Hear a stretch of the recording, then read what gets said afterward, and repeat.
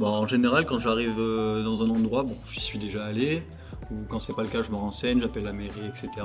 Mais en général, j'arrive, je cherche mes points d'électricité à disposition, comment fonctionne l'écran, les lumières, mettre des chaises en place. Donc pendant ce temps, moi, je vais aller baisser l'écran et installer le son. Je m'occupe aussi bien sûr du projecteur, comme je disais tout à l'heure, je l'allume. Pendant qu'il s'allume, je peux brancher mon son, baisser mon écran, tu vois, faire pas mal de trucs. Après de là, tu peux faire une fois qu'il est lancé, tu peux allumer ta lampe et faire tous tes réglages, qu'ils soient son, image, la netteté, etc.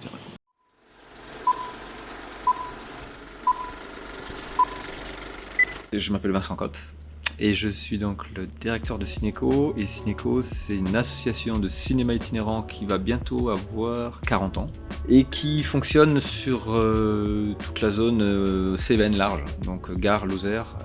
On va jusqu'en Aveyron et on va après Alès avec, alors ça je parle du bon vieux temps, hein, c'était avant le Covid, avec une centaine, plus de 100 bénévoles actifs qui organisent tout seuls à peu près un tiers des séances, donc à peu près 300 séances par an, et 600 ou 700 séances organisées par les salariés en temps scolaire, en plein air, en été, en prestation, l'hiver, etc., etc. Donc avant le Covid, à la belle époque, on faisait à peu près 1000 séances pour à peu près 28 000 entrées, avec une programmation clairement à réessai, sans oublier les bons films grand public, forcément. Vladimir, il me plaisait pas du tout. C'était pas du tout mon genre. On va dire que la principale activité, c'est la diffusion sur un circuit large d'un film sur une semaine, toute l'année. Ça veut dire en gros, on a des circuits qui font à peu près 12 villages où on projette d'une manière régulière. Donc typiquement Saint-Jean-du-Gard, c'est tous les mardis, tous les vendredis.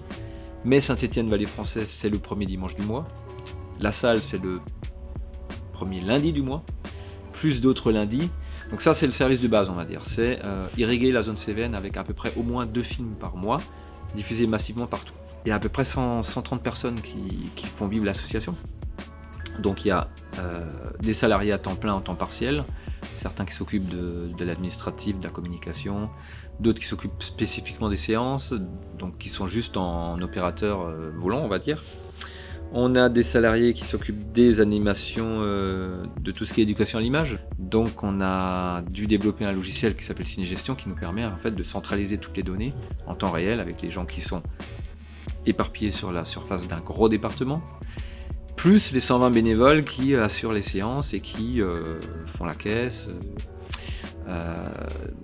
nous renseignent de ce qui s'est passé pendant la séance, etc., etc. En gros, on a des projecteurs sur des zones. Là, à Saint-Jean-du-Gard, on a un projecteur, c'est le seul projecteur qui est fixe puisque la salle est inaccessible. Il y a 3 escaliers tordus pour y arriver. Mais sinon, les 4 autres projecteurs sont sur des zones. Il y en a un sur le Gard, il y en a un du côté de Villefort, un sur les Cévennes centrales et un du côté de Florac. Et les 4 tournent en gros sur cette zone-là, à peu près à 1 heure du point central. Donc on a soit des bénévoles qui vont récupérer le matériel dans le village où il a projeté la veille, qui l'installent chez eux, qui projettent, et puis c'est le village suivant qui va le chercher. Soit des salariés qui récupèrent le projecteur quelque part et qui vont projeter et qui le reposent quelque part au retour. C'est une terre qui a quand même accueilli beaucoup de tournages depuis la Grande Vadrouille et même avant. Grande Vadrouille, 3 premières.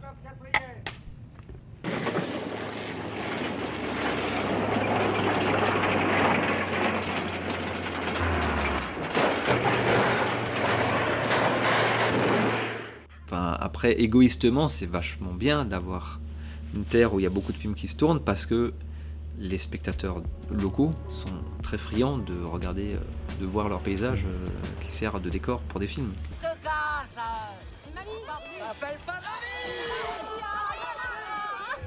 Bon, forcément, un film tourné dans le coin, on va forcément le diffuser massivement, mais on essaye aussi de créer des moments forts sur les lieux de tournage quand c'est possible. Donc, quand un film comme Le Frère du Guerrier, Michael Colas, Antoinette a été tourné, ou Seules les Bêtes ont été tournés à des endroits particuliers, on essaye éventuellement, quand c'est possible, de créer des moments forts avec des plein air sur les lieux de tournage, ce qui donne des mises en abîme qui sont excellentes. Et voilà, autant que possible, on peut le faire. Et on a effectivement, grâce à Occitanie Film, l'opportunité de participer aux visites de tournage. Quelque part, c'est très bien parce que ça met le film en bouche et puis ça crée une attente. 4 hommes vont jouer leur vie au volant de ces camions.